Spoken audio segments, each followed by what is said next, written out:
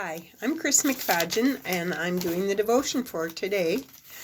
I'm kind of running out of ideas, so I took this out of the newspaper. I found it in some junk I was going through, and I think it was written about 2014.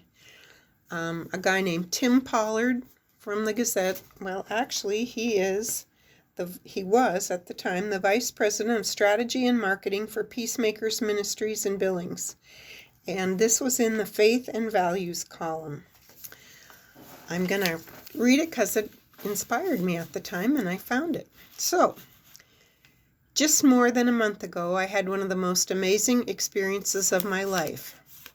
After 2 years of serious training, a good friend of mine from Billings and I left for Tanzania, where we went up with 13 other friends from my past life in England. We were there to attempt to climb Mount Kilimanjaro, the highest point in Africa and the highest freestanding mountain in the world. In a 6-day climb, which starts easy but gets brutal toward the end, with the chief obstacle being the steady drop in oxygen as climbers ascend 19,400 feet. The question of altitude sickness isn't if, but when and how bad. Mild is okay and you can still climb.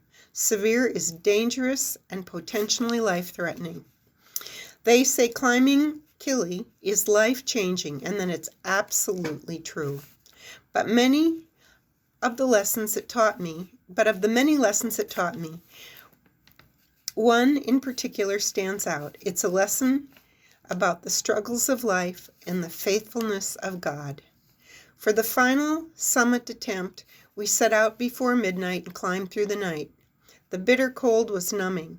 The scarce oxygen meant an excruciating slow pace, and the lights of climbers visible above us told us we were going up an almost insanely vertical gradient.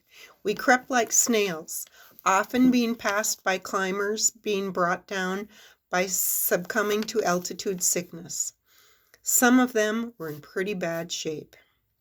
It was a dark time in every sense. We were generally silent, lost in our own thoughts, each fighting the temptation to quit and go down, which came and went in waves along with altitude nausea. But then something amazing happened, something I'd read about and looked forward to for 2 years. Around 6 a.m., after about 7 hours of climbing, a dim red light began to fill the eastern sky. The light steadily grew until it became the most startling red sunrise you will ever see. We were 10,000 feet above the clouds, and the few distant mountains that poked through them only added to the drama of that incredible light. A quiet desperation was replaced by a new sense of confidence, and 4 hours later, 12 of the 13 who set out to make the true summit at Uaru, and what we thought was the greatest accomplishment of our lives. What a poignant reminder of one of the greatest truths of the Christian faith. At times, God will allow all of us to walk through some pretty dark places, toiling uphill in the scarce oxygen of sickness, loss, bereavement, sickness, unemployment, or depression.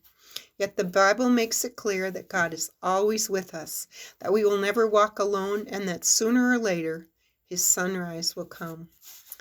If you find yourself toiling in the blackness of discouragement right now, struggling up a seemingly endless mountain, don't give up hope.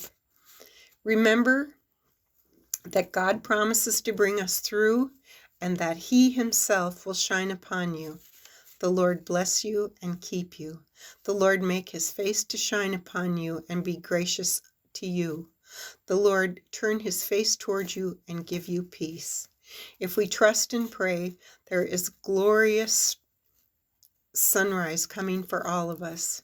In God's timing, this may delay, but it will come shining the glorious light of hope, help, and comfort on all of our darkness. I thought this was especially poignant in light of what's going on in today's world. Thank you. God bless you.